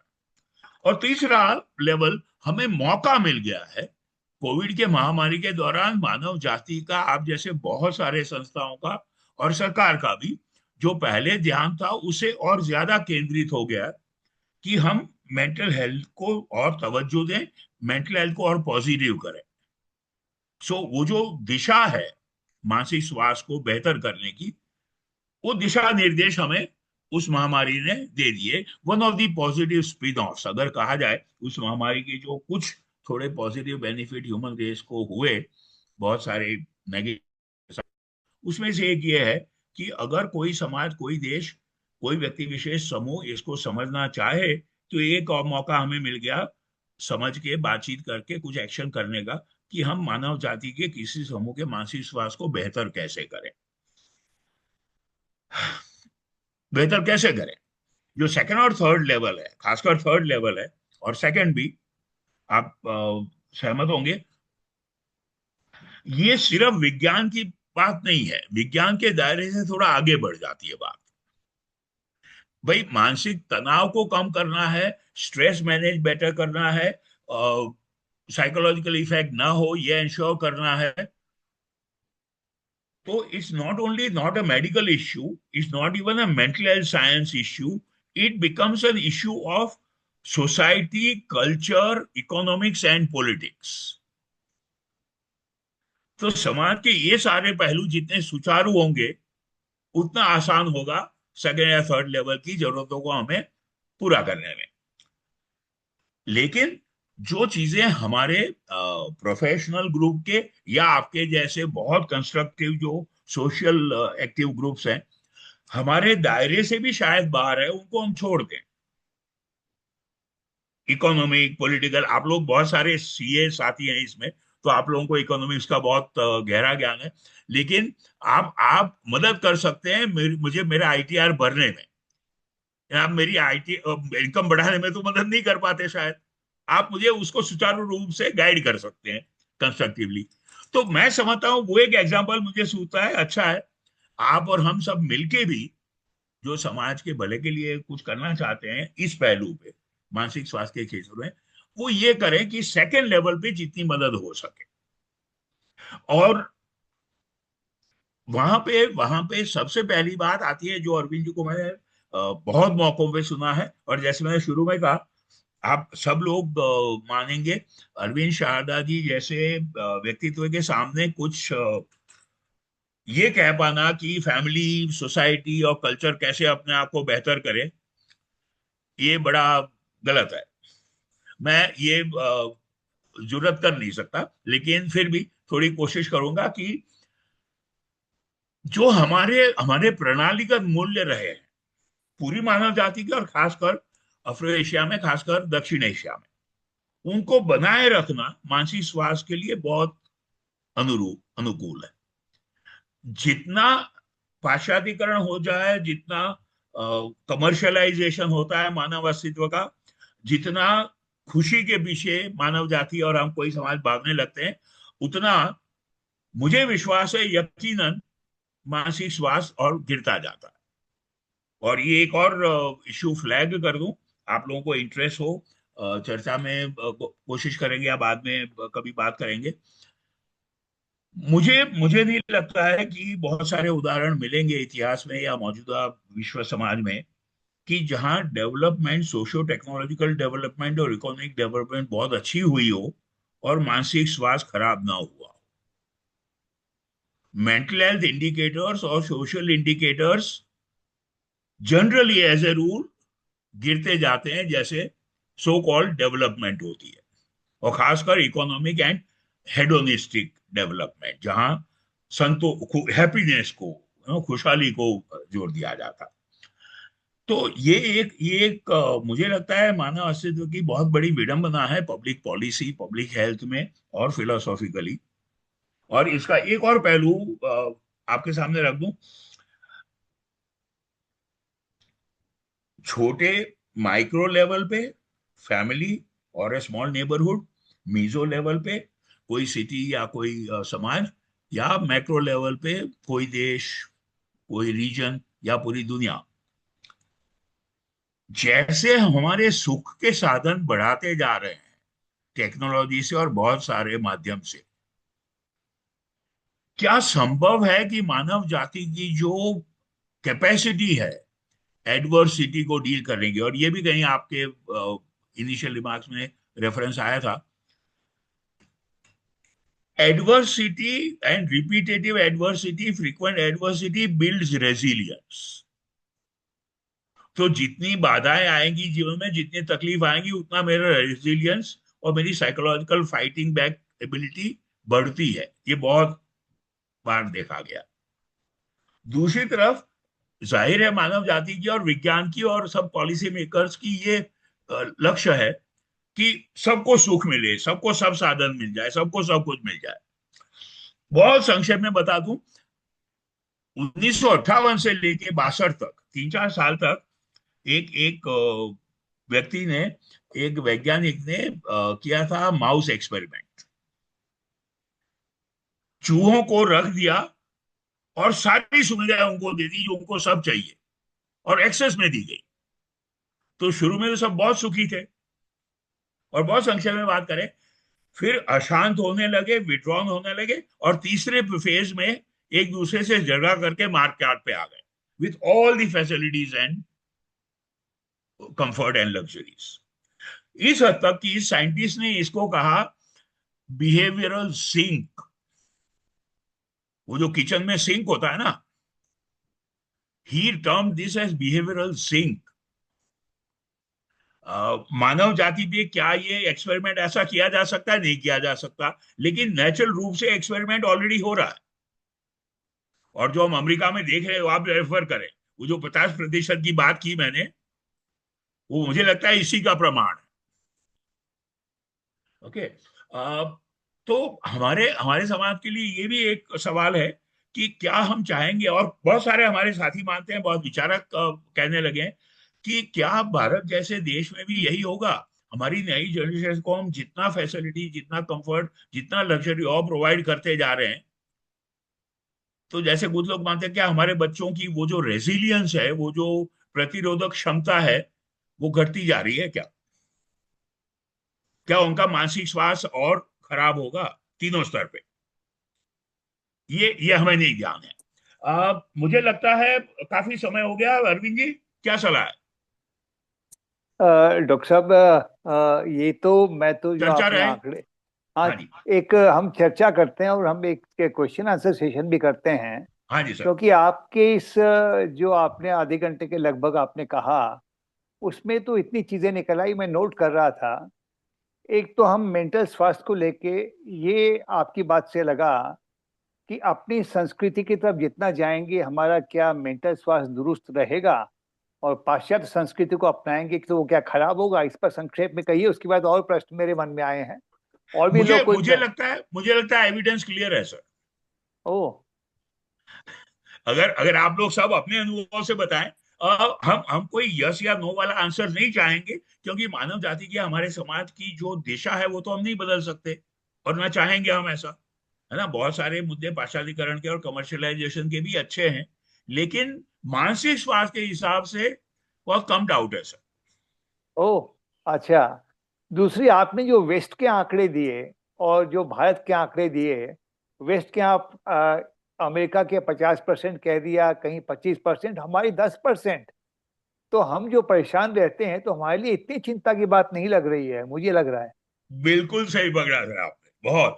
मतलब एक और इसमें थोड़ा सा और कह दूं, हमारे लिए, मेरे लिए 20-25 साल से 40 साल के इस जर्नी में सबसे बड़ी समस्या ये है, सॉरी, एक और मुद्दा जो हमने बात नहीं की, जो हमने कहा 10% हमारे यहाँ है। दुख की बात यह है, जो मानसिक रोगी है, जिनको और उनके परिवारों को मदद मिल सकती है, उसमें से मानसिक स्वास्थ्य सेवाओं तक पहुंचते हैं सिर्फ 2 व्यक्ति 10 में से। तो 100 में से 10 व्यक्ति को फायदा मिल सकता है, फायदा ले रहे हैं सिर्फ 2 व्यक्ति। 80% ट्रीटमेंट गैप है।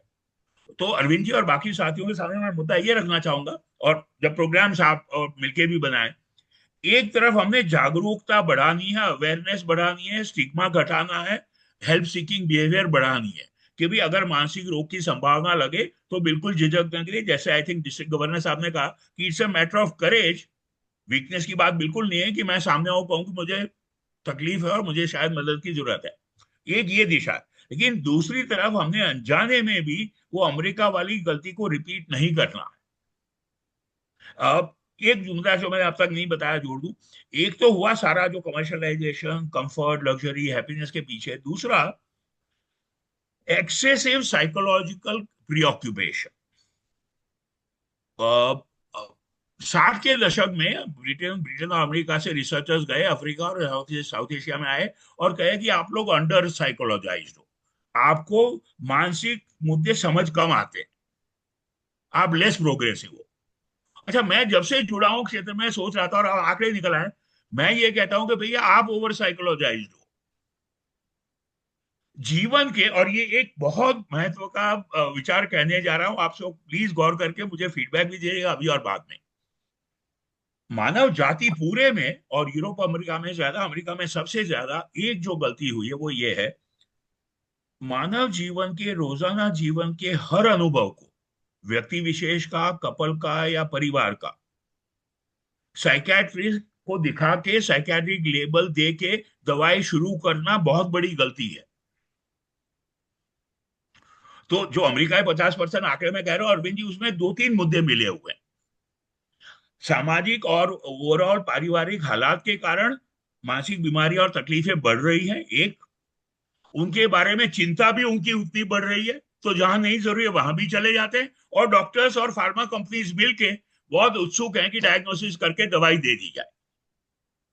तो जो जो हमारी विडंबना वो ये है कि हम मेंटल हेल्थ अवेयरनेस बढ़ाएं, लेकिन मुनासिब हद तक। लेट इट, मेरा एक और फेवरेट कॉन्सेप्ट है सोशल मुद्दों पे अरविंद जी आपके सामने और रखना चाहूंगा, ओवर करेक्शन। सोशल फिनोमेना में अक्सर ओवर करेक्शन हो जाती है, और साइकियाट्री और मेंटल हेल्थ के संदर्भ में ये बहुत इंपॉर्टेंट है कि हम ओवर करेक्शन ना होने दें।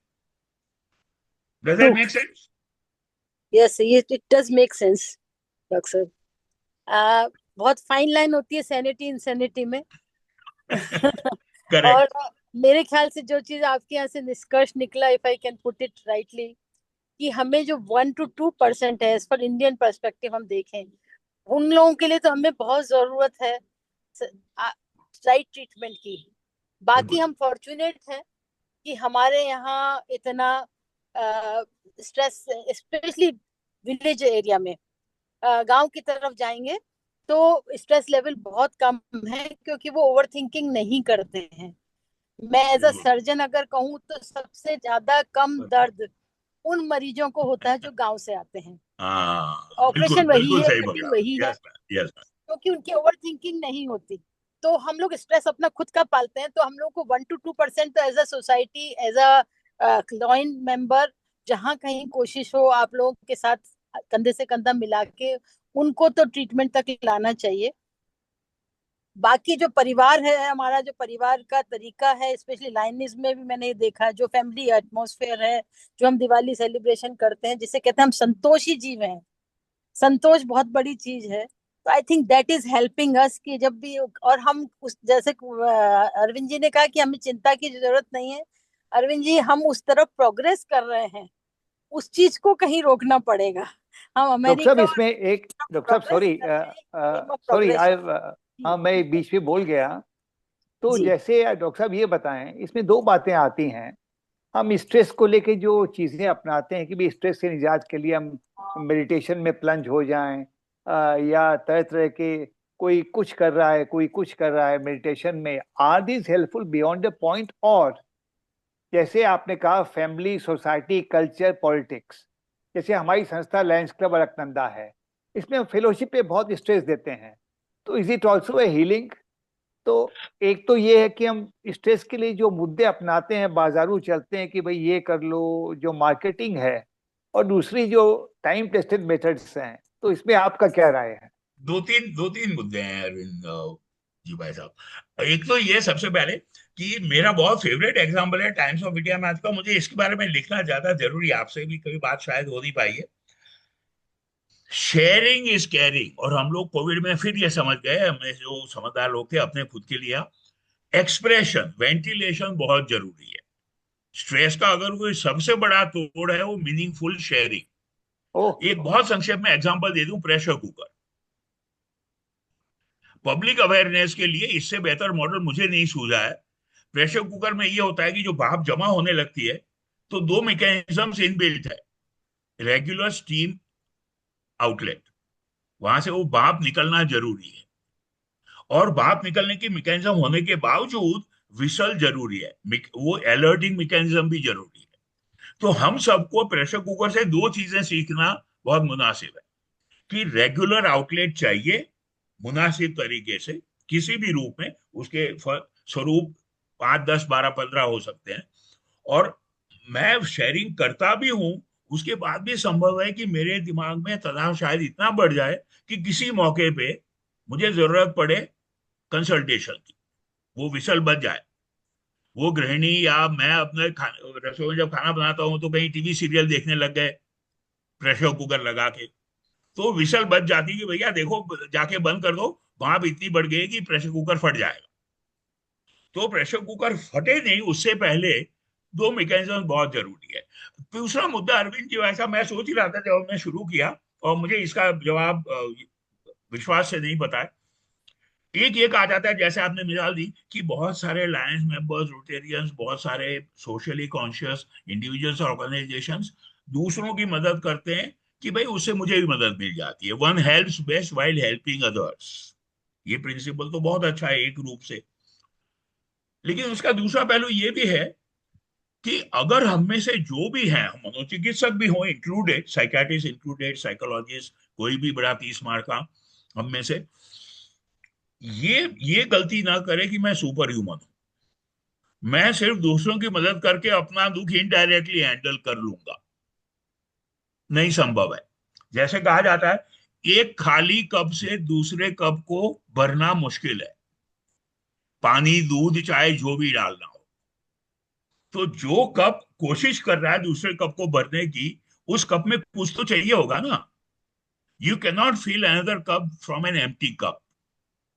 तो ये भी अगेन बैलेंस की बात है कि अभिषेक जी या अंकित जी या आप या हम दूसरों की मदद करने में अपना जीवन बिताएं, बहुत अच्छी बात है। दूसरों को तो मदद मिल ही जाती है, मुझे भी मदद मिल जाती है, लेकिन मैं उसको भी इस हद तक ना ले जाऊं कि अपने मानसिक स्वास्थ्य को बिल्कुल निग्लेक्ट करूं। वो बहुत बड़ी गलती होगी। डॉक्टर साहब, एक आपने बात कही सर सॉरी मैं एक ही बात है, उसके बाद मैं कंप्लीट करूंगा। I will request others to please ask question कि एडवर्सिटी बिल्ड्स रेजिलियंस। आज हम क्या है कि पेन से दूर भाग रहे हैं, कंफर्ट को ग्रहण कर रहे हैं, और mankind is crumbling, we have become so fragile, any onslaught and we collapse. इसके बाद में प्लीज, मैं ज्यादा बोल गया तो और लोग भी साथी जो है वो अपना प्रश्न सर पूछें। एक ही वाक्य में जवाब है। आप जो कह रहे हैं आप बहुत ज्ञानी हैं, आप बहुत समझदार अरे हैं, नहीं सर, आपको क्या पूछो। Pain is universal, suffering is optional. तो हम अपने आप को कितना, दोनों तरफ आगे, हम पेन के कारण, विपरीत हालत के कारण कितना निराश उदास होने देंगे, ये काफी हद तक हमारे बस में है। और ये ना हो कि मुझे डिप्रेशन की बीमारी हो, डिप्रेशन की बीमारी हो तो मैं लाचार हूं, तो मुझे जाना चाहिए इलाज के लिए, मदद के लिए। दूसरी तरफ इतना भी कंफर्ट ना हो जाए, मेरे माँ बाप, मेरे दोस्त, मेरे साथी मुझे इतना भी कंफर्टेबल ना कर दें कि मैं विपरीत हालात से जूझना भूल जाऊं। और एक एक बहुत बड़ी चिंता का विषय मुझे लगता है ये भी है कि क्या नई पीढ़ी के साथ यही हो रहा है, या जो मौजूदा अमेरिकन पीढ़ी है उसके साथ यही हुआ है। यू नो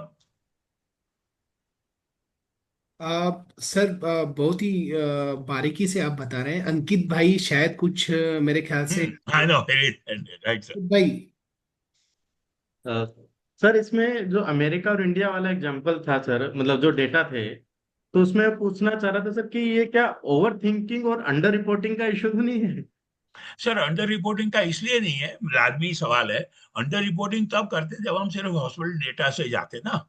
तो अच्छा ये सर। जो फाइंडिंग्स है ये epidemiological community based epidemiological research है।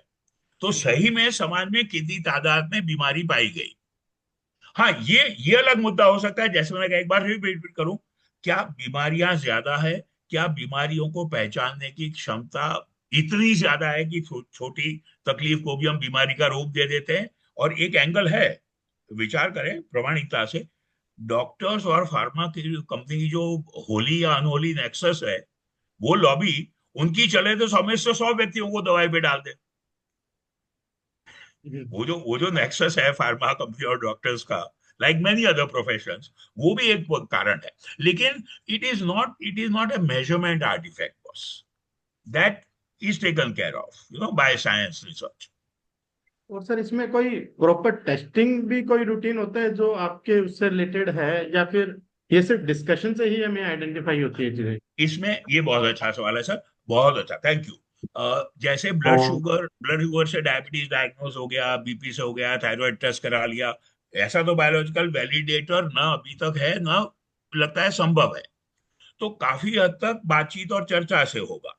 लेकिन यस, जो 50-60 साल पहले वेरिएशन थी, भाई 5 साइकेट्रिस्ट शायद एग्री भी न करेंगे गिवन केस में कि इनको बीमारी है नहीं है, वो काफी स्टैंडर्डाइज हो गया है। जो बेड साइड मेथड्स जो है बातचीत करके एसेस करने के, वो स्टैंडर्डाइज हो गए हैं बीमारियों के बारे में।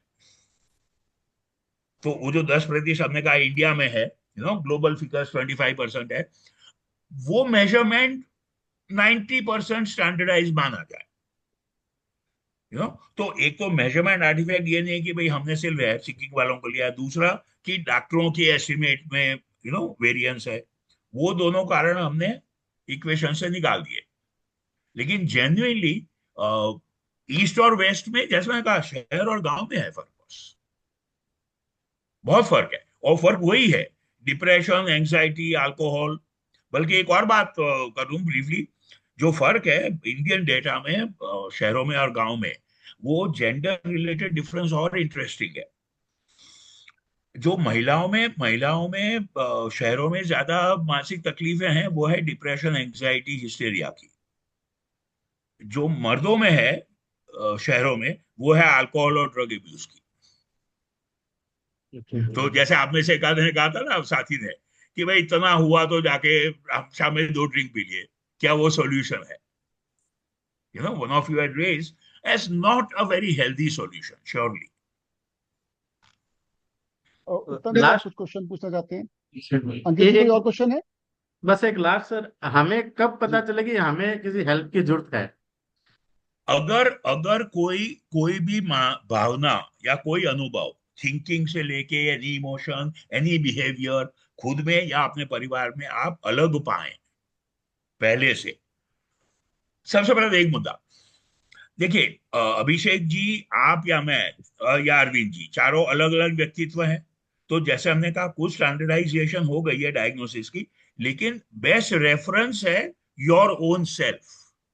तो आपकी मूल नेचर कैसी है, अदीप जी की कैसी है, मेरी कैसी है, उससे रिफर करेंगे मेरा चेंज इन बिहेवियर, राइट? एक।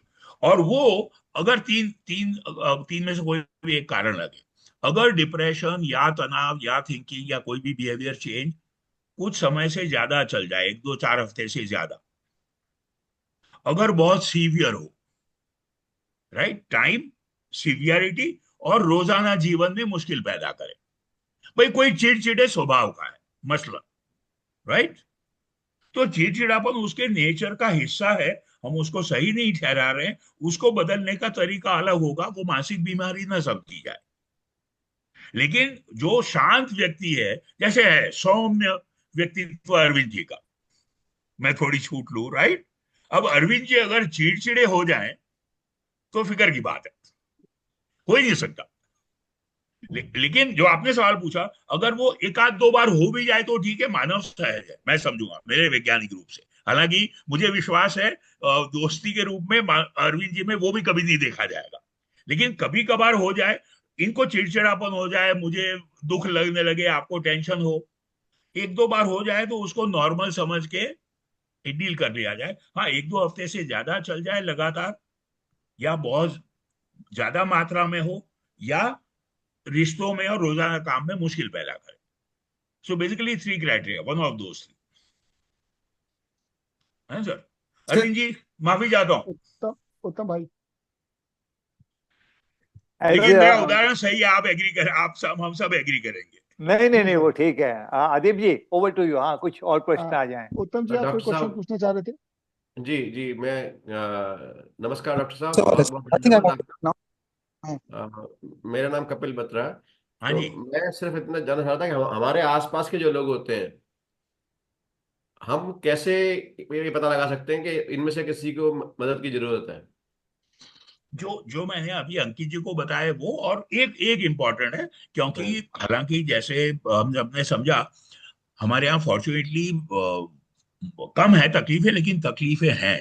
चूंकि हमारी पॉपुलेशन इतनी ज्यादा है और ट्रीटमेंट गैप इतना रहा है 80%, खासकर डिप्रेशन जैसी समस्या, डिप्रेशन अनडिटेक्टेड ना जाए, डिप्रेशन एंजाइटी, एक्सक्यूज मी। तो जैसा मैंने पहले भी कहा, अगर किसी व्यक्ति के मूल स्वभाव में अंतर दिखे, basically somebody is behaving or feeling very differently from what he or she was, निराशा की भावना, मायूसी का कोई इंडिकेशन, बिना वजह रोना, बिना वजह सुसाइड थॉट एक्सप्रेस करना या एक्सेसिव तनाव महसूस करना, मैं ये जरूर कहूंगा कि मैंने जो अब तक बात कही है शायद थोड़ी और जोर दे दिया कि हमें ओवर डायग्नोज नहीं करना है संस्कृति के रूप में, कल्चरल नेशनल रूप में, लेकिन व्यक्ति विशेष के रूप में जब मित्र की बात है, जब अपने दोस्त की बात है, परिवार की बात है, तो it is good to err on the side of safety. अगर आपको लगे कि भाई मुझे तकलीफ ऐसा है कि आपको लग रहा है कि ज्यादा है, तो आप बात करें, शुरुआत करें, ऑफर हेल्प। अक्सर एक बात और बता दूं, मेरे पास एक बहुत अच्छा कार्टून है, दो लेडीज बैठी हुई हैं पार्क में और एक कहती है, अरे भाई तुम्हें उदासी क्यों इतनी लग रही है, जीवन तो बहुत बढ़िया है। जैसे मैं कहा, सब सुख साधन है, life is very good, we have plenty of everything, तुम्हें दुख भी किस बात का महसूस हो रहा है जब सब कुछ है।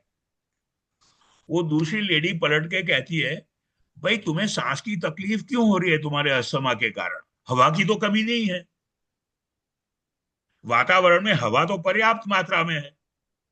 तो वो जो अस्थमा का मरीज है, उसके ब्रोंक्योल्स में वो बीमारी है कि उसे हवा पर्याप्त होने के बावजूद सांस लेने में तकलीफ हो रही है। वही उसके लिए लागू है जो डिप्रेशन का मरीज है। हमें लगे कि यार सब कुछ तो ठीक है, क्या कारण है, तुम क्यों दुखी रहते हो, चलो उठो, चलो बिजनेस देख चलते हैं, सब ठीक हो जाएगा। वो नहीं हो सकता। जहां बीमारी है वहां हमें उस व्यक्ति की बेबसी को, लाचारी को सहिष्णुता से, एम्पैथी से समझना पड़ेगा और वहां हेल्प ऑफर करनी चाहिए। ये जैसे डॉक्टर साहब ने कहा, बड़ी थिन लाइन है, it's a thin line to walk.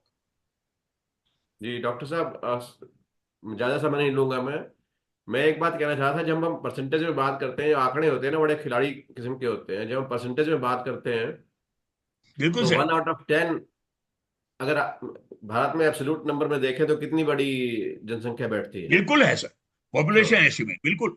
और जो 80% ट्रीटमेंट गैप है, भाई 10 में से सेवाओं तक तो 2 ही पहुंचते, 80% तो पहुंच ही नहीं पाते। तो वो वही जो सर, मैं एक बार फिर रिपीट करूं, माइक्रो, मीजो और मैक्रो लेवल, तीनों लेवल पे बहुत जटिल समस्या है। और मुझे लगता है कि ये पहले समझना जरूरी है कि समस्या जटिल है। हमने अवेयरनेस बढ़ानी है, हमने हर व्यक्ति को मदद तक ले जाना है, लेकिन फिर भी ये गलती नहीं करें कि हम सबको डिप्रेस जाहिर कर दें। एक छोटा सा एग्जाम्पल, दोनों माफ करें, नाम नहीं लूंगा, एक बहुत प्रतिष्ठित अखबार है, टीवी चैनल है, जो आपने कहा कवि जी, बहुत सही मुद्दा। 5-7 साल पहले उनका एक कवर स्टोरी था, इज एंड, और I think best selling English और हिंदी मैगजीन है, India is the most depress country. प्रश्नार्थ भी नहीं है, डिक्लेयर कर दिया, India is the most depress country in the world. कैसे? आंकड़ों पे। अरे भाई, उस वक्त हम पॉपुलेशन एस्टिमेट में सेकंड थे, अब तो हम फर्स्ट हो गए हैं। तो अगर डिप्रेशन के मरीजों की तादाद लोगे साइंटिफिकली, तो इंडिया में सबसे ज्यादा डिप्रेशन के मरीज पाए गए। That doesn't mean India is the most depress country. Percentage figures में it is pretty low as compare to many other countries. मुझे फिक्र ये है, आपसे ये भी शेयर कर लूं, एक मिनट के लिए गौर करें, अगर मैं कहीं वो ग्रे एरिया में हूं, मुझे डिप्रेशन की बीमारी है, शायद नहीं है, मुझे विपरीत हालत है, और मैं ये कवर स्टोरी पढ़ता हूं, तो मुझ पे क्या असर होता है, राइट? तो ये जो सेंसेशनलिज्म है ना मीडिया का, ये भी कई बार बड़ा गड़बड़ करता है। और मैं सच में बहुत उस वक्त से लेके आज तक परेशान हूं कि भैया थोड़ी तो और जिम्मेवारी दिखाओ। मतलब ये भी कह रहे, आपने ये भी स्टोरी देखी सुनी है, India is the diabetes capital of the world. अच्छा, विथ ऑल रिस्पेक्ट, हमारे जो डायबिटीज एक्सपर्ट्स हैं, डॉक्टर्स, वो बड़े खुश हैं, और मुझे भी लोग समझा नहीं यार तुम समझते नहीं हो, ये ना अच्छा है, मेंटल हेल्थ अवेयरनेस बढ़ रही है, ऐसा होने दो, एक्सेसिव स्टेटमेंट भी आर्टिकल्स में होने दो। मेरा ये विचार है कि हर एक व्यक्ति को, हर एजेंसी को, आपके जैसे हमारे हर समूह को वो पटीदार समझ के चलना चाहिए, क्योंकि अनजाने में जो नुकसान करेंगे हम व्यक्ति का या समाज का, वो हमें पता भी नहीं चलता।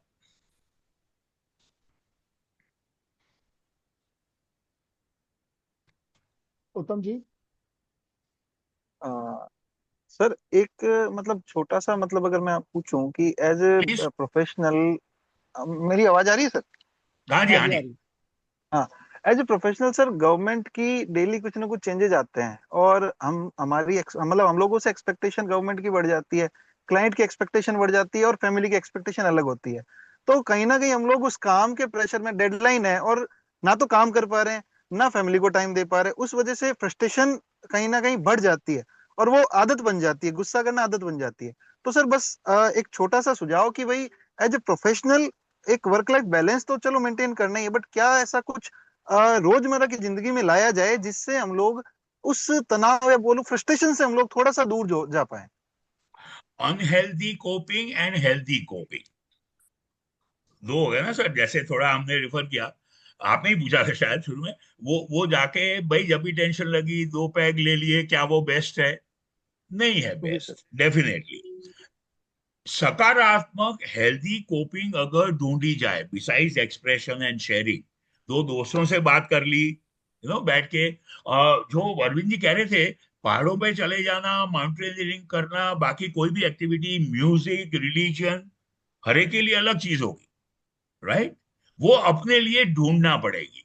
लेकिन उससे भी पहले जो आपने रिफर किया, वर्क लाइफ बैलेंस, मुझे लगता है, देखिए ना, अगेन आप सबने फॉलो किया होगा, बहुत बहुत विवाद चल पड़ा है ना। नारायण मूर्ति जी एक वक्त पे कहते हैं कि जी मैं चाहता हूं, मैंने काम किया है 70 घंटे, 70 वीक्स पर आवर्स पर वीक, एवरीबडी शुड डू।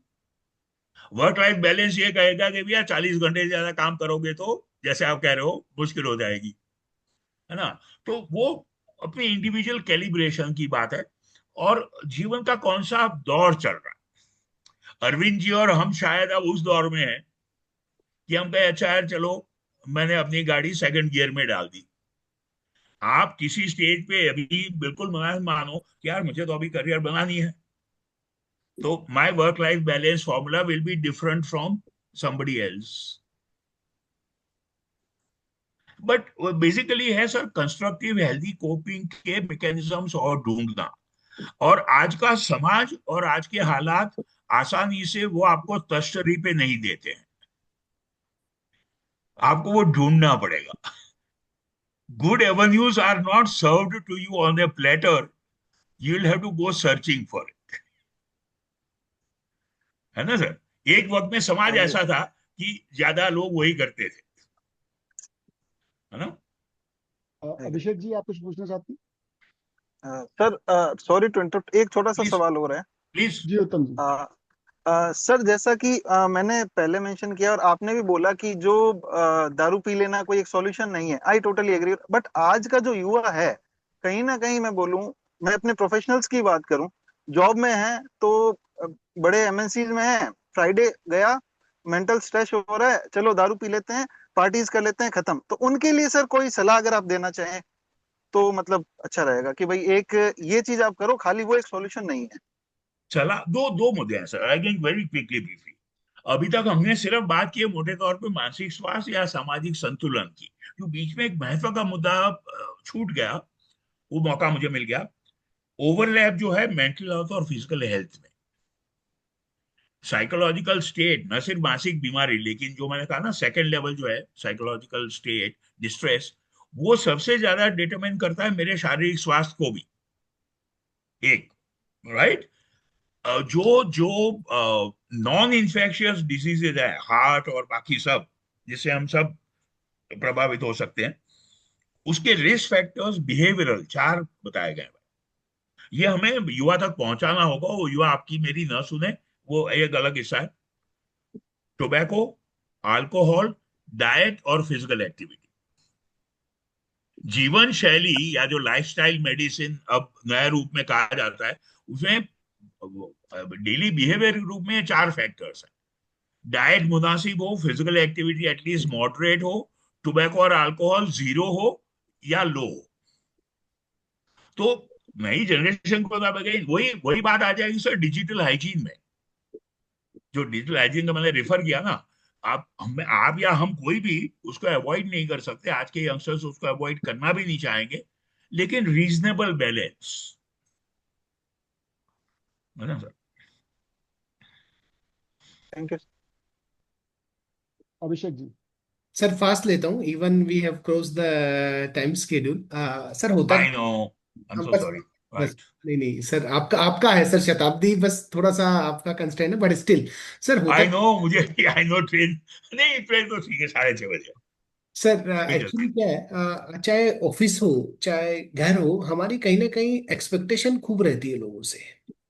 चाहे मेरा एम्प्लॉय हो, चाहे घर पे हो, तो अगर वो एक्सपेक्टेशन पूरी नहीं होती, फिर अब मैं नहीं जानता साइंस की लैंग्वेज में केमिकल लोचा होता है क्या होता है, कुछ तीव्र वेग में दिमाग में कहीं ना कहीं फिर लगता है यार इसने काम नहीं किया, मैं जबकि मैं, और फिर वहां आ जाती है मैं इसके लिए इतना करने को तैयार हूं और वो मेरे लिए नहीं कर रहा। तो क्या ये हाइपरटेंशन और हम जो बोलते हैं स्टीमा, और हम कहते हैं कि मेंटली हेल्थ को इफेक्ट करता है क्या, और अगर करता है तो फिर इसका इलाज क्या है? पहले एक मुद्दा, Don't आपने expect. आप आपने एक लफ्ज इस्तेमाल किया यार इत्तेफाक से बड़ा सही। क्या आपने कभी किसी ने गौर किया है वर्ड हाइपरटेंशन आया कैसे? वो जो रक्तचाप का बढ़ाव है, ब्लड प्रेशर इंक्रीज हो जाता है, उसको कहा ही गया है 150 साल पहले हाइपर टेंशन। तो ब्लड प्रेशर की प्रॉब्लम है वो बेसिकली यहाँ है, और वो ब्लड वेसल्स को असर कर रही है, जैसे आप कह रहे हो। सर अगेन मुद्दा मुझे लगता है आप सबको, आप एक और गौर करिएगा प्लीज। आप सब इतने प्रतिष्ठित और जानकार हैं कि मैं आपको थोड़ा एब्स्ट्रैक्ट लेवल पे बात कर रहा हूँ, मेरी समझ है कि हम उनको लागू करेंगे। For example here eight a deeper conceptual thought, boss, the dilemma, the fight is between efficiency versus empathy. आपको, और जैसे हमारे आपके दूसरे साथी उत्तम जी कह रहे थे, डेडलाइंस है, क्लाइंट की एक्सपेक्टेशंस है, डिलीवरेबल्स हैं, राइट? तो मुझे टाइम में डिलीवरेबल्स करने हैं, टारगेट्स मीट करने हैं, लेकिन मुझे दूसरों के लिए एम्पैथी भी रखनी है, खुद के लिए भी रखनी है। मेरा वो जूनियर अगर डिलीवर न कर पाए तो मैं उसकी तकलीफ समझूं, लेकिन मैं कैसे समझूं? मेरी भी डेडलाइंस है, मुझे किसको जवाब देना है, मुझे अपना बिजनेस एडिक्वेट लेवल पे चलाना है। तो the honestly the one major human dilemma is between efficiency, highest levels of efficiency versus maintaining human elements. अब वो again, so in each given case also आपको मुझे लागू करना होगा, यू नो, कि भैया इस एम्प्लॉय को इस महीने इस हफ्ते थोड़ी सपोर्ट की, एम्पैथी की जरूरत है, मैं ये काम किसी और से करवा लूं। या अगर कोई व्यक्ति आदतन नहीं डिलीवर कर पा रहा है, उसको मैं एम्पैथी से कैसे समझाऊं, या अगर उसे छोड़ना भी है तो कैसे छोड़वाऊं कि भैया तू कोई और काम ढूंढ ले, तेरे से ये नहीं बन रहा, very true. You know. Ankit ji quickly एक क्वेश्चन आप ले सकते हैं, उसके बाद हम इसको कंक्लूड करेंगे। मैं बस अभिषेक जी की बात पे ऐड ऑन करूंगा कि घर पे बीवी बच्चे, ऑफिस में क्लाइंट बॉस एम्प्लॉय, सब स्ट्रेस देते हैं और सबको स्ट्रेस है भी। एक एक एक, एक पॉलिटिकली वाक्य करेक्ट बता दूं, let us share that stress ना एंड लेसन इट। जैसे आपने कहा सबको स्ट्रेस है, तो अगर सबको स्ट्रेस है तो हम वो बांट के थोड़ा कम कर सकते हैं एक दूसरे का, है ना, बजाय बढ़ाने के इनडायरेक्टली। और सच में जोक्स अपार्ट और political statement apart, sharing, you know, spouse के साथ, जैसे मैं आप दोनों से कह रहा हूं भाई, इवन साथी, इवन जूनियर साथी से, यार सुन इस हफ्ते ना मेरा टेंशन बहुत चल रहा है फला फ्रंट पे, तू प्लीज मुझे ना ज्यादा डिस्टर्ब नहीं हो, जितना संभाल सकता है संभाल ले। You will get good cooperation from that junior. Your adolescent child, your spouse, whichever way, husband or wife, right? तो सबसे पहली बात है ये स्वीकार करना कि मैं तनाव में हूं।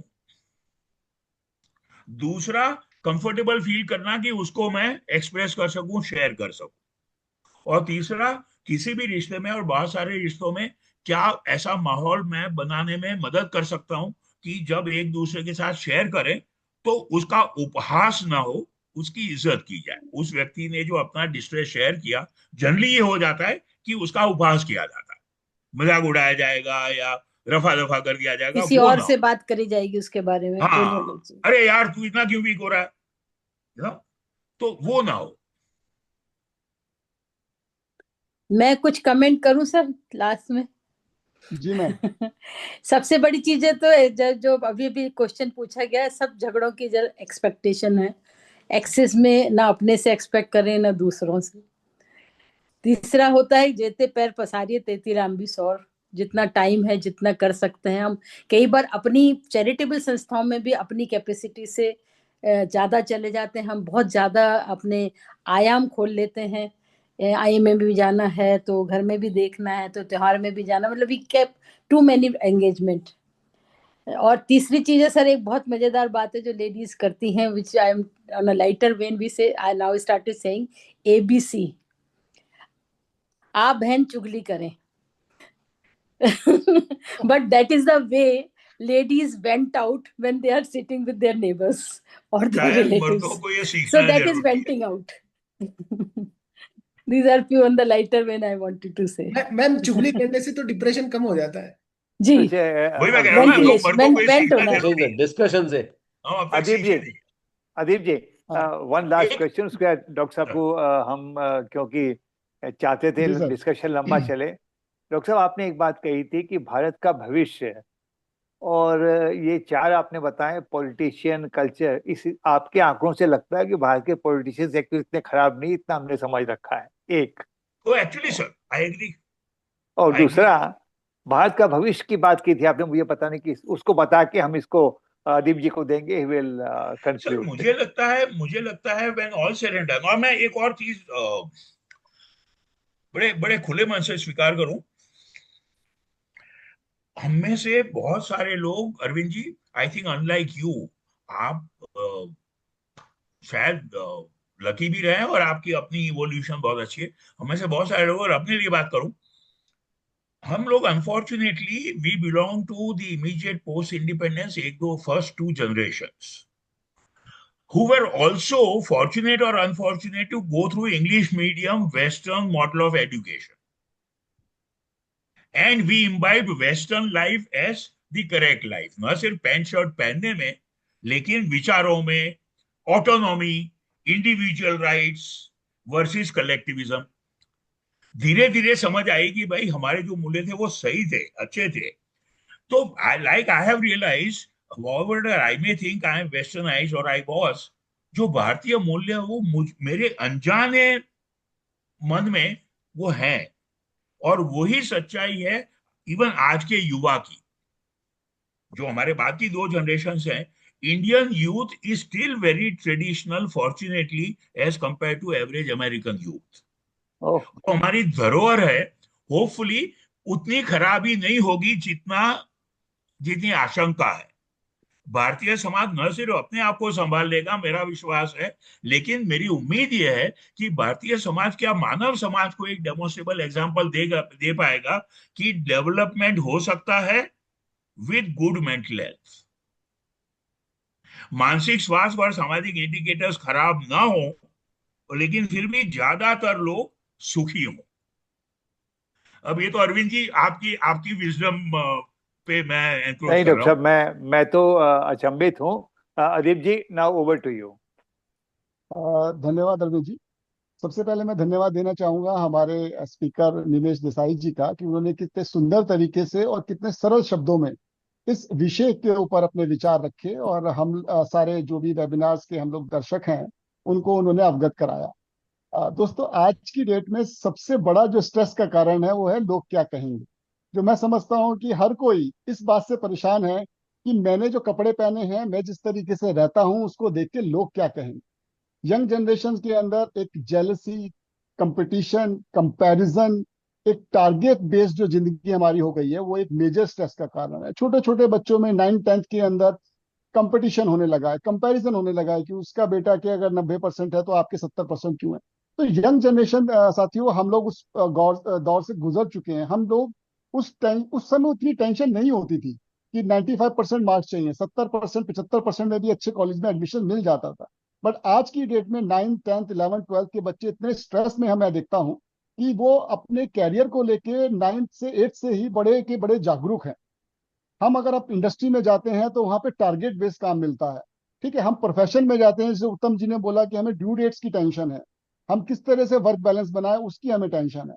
तो दोस्तों, जो मेरा अपना पर्सनल एक्सपीरियंस है वो मैं शेयर करना चाहता हूँ। मैं हर किसी को राय देता हूँ कि किसी न किसी सोशल संस्था से आप जरूर जुड़ें।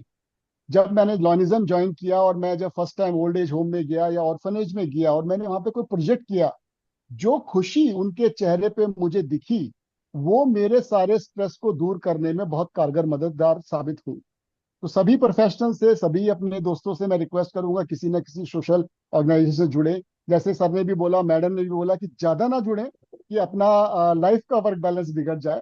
बट एटलीस्ट जो भी आप पे फ्री टाइम है, सैटरडे संडे, जिस टाइम पे आप प्रोजेक्ट कर सकते हैं, एटलीस्ट रेगुलरली ऐसे सोशल प्रोजेक्ट्स में इन्वॉल्व हुए। दोनों, मन भी शांत, काया भी शांत, और कहीं ना कहीं डोनेशन देके आपको जो मानसिक एक खुशी मिलेगी वो अपने आप में बहुत अच्छी होगी। मैं रिक्वेस्ट करूंगा हमारे president Lions club new Delhi Alaknanda के अभिषेक जी से कि हमारे स्पीकर डॉक्टर निमेश देसाई को फैसिलिटेट करने के लिए वो कुछ वर्ड्स बोलें। थैंक यू अदीप भैया।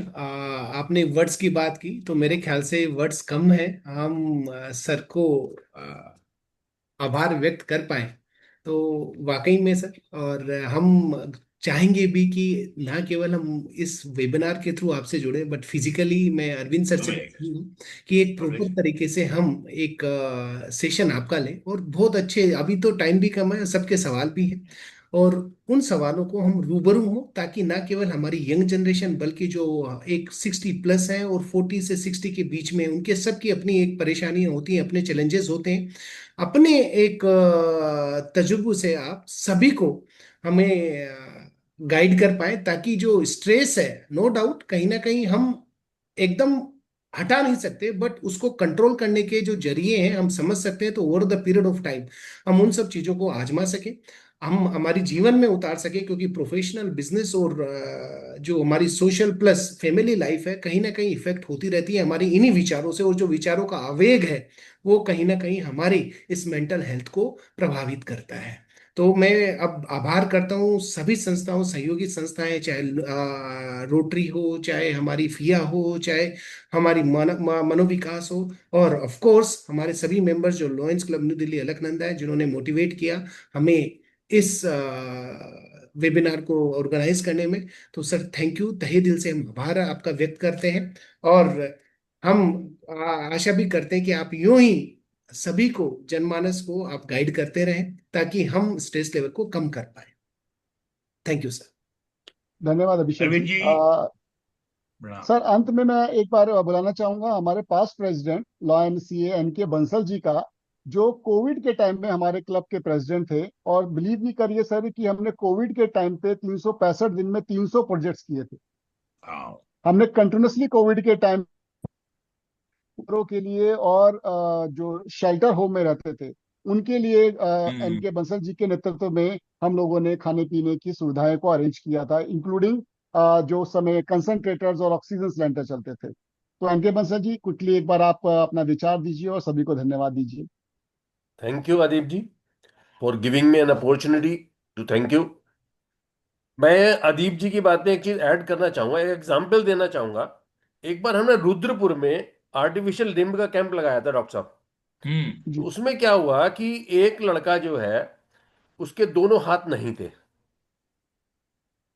वो हमने लगाए थे। तो वो क्या, हमने चाय का डिस्पेंसर लगाया था, तो बार बार थोड़ी सी चाय ले और बाद में फिर उसे रख दे, फिर इतना से ले फिर रख दे। हम बहुत देर तक देखते रहे, फिर हमने उससे जाके पूछा, बेटा तू पूरा कप भर के ले ले।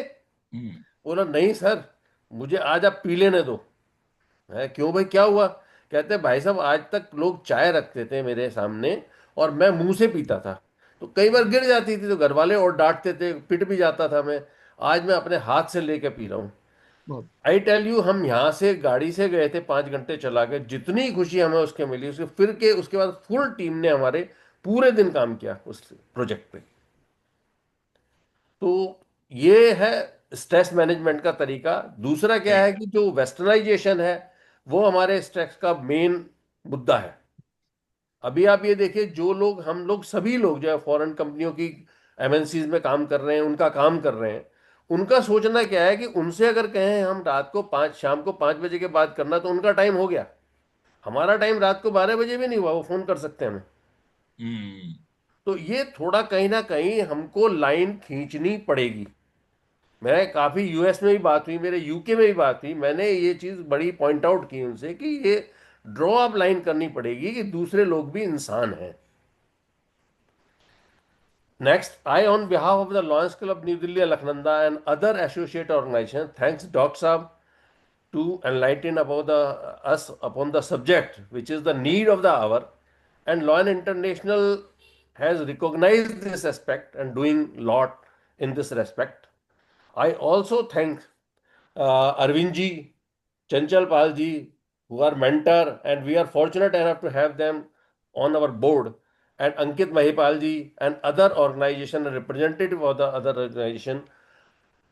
I also thanks all the participants in this webinar and assure you we will do something more in this field and will definitely do it. Thank you, Roxab, and thank you all the participants. मैं मैं Thank you. मैं thank सबको you बताना sir. चाहूँ doctor sir, हमारे Kapil Batra sir जी Bahrain, शायद मैं जहाँ तक समझ पा रहा हूँ, आउट ऑफ इंडिया से जुड़े हुए हैं। और बाय प्रोफेशन वो चार्टर्ड अकाउंटेंट, न जाने कितने Right. session उन्होंने किए हैं, वो हमारे सेशन क्वेश्चन क्वेश्चन में भी थे। थैंक यू कपिल भैया फॉर बीइंग हियर। और अदीप भैया, आप कहें तो हम एक ग्रेटफुल शो करने के लिए एक जी अप्रिशिएट सर, जी अभिषेक, बिल्कुल जी। अप्रिसिएशन सर, एक छोटा सा, वैसे तो मैं फिर कह रहा हूँ धन्यवाद करना मुनासिब नहीं है, पर एक अप्रिसिएशन हम सब करना चाहेंगे on behalf of Lions club new Delhi Alaknanda. शायद विजिबल है। Thanks a lot sir. Thank you Sure. once again, and we will be pleased to give you this honor in person whenever you feel comfortable. And I request to Arvind Shardil, let's give a big round of applause to our esteemed speaker, Nimesh Desai ji. Thanks a lot, sir. Thank you once again. Thank you, thank you sir, thank you, thank you thank sir. You. नमस्कार, नमस्कार जी, प्रणाम। नमस्कार, नमस्कार। आपकी यात्रा मंगलमय हो doctor साहब। Thank you sir. Thank you. Thank you ji.